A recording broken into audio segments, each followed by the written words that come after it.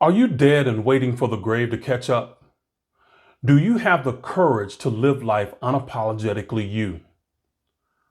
The ancients symbolized the idea of going through the motions of life and dulling the joy of the soul as being drunk or intoxicated.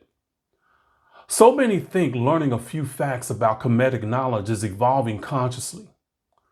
But like a librarian drunk with overindulgence in knowledge, it's never used. In order to transform your life through Kemetic science, you would need to become a scientist that learns the skills to observe your life and make hypotheses about how you are living. Then execute changes based on those observations. The definition of insanity is doing the same thing you did yesterday and expecting different results. If that's your life, then you're drunk with knowledge. When you truly practice Kemetic science, you will embrace change. It becomes a part of your journey.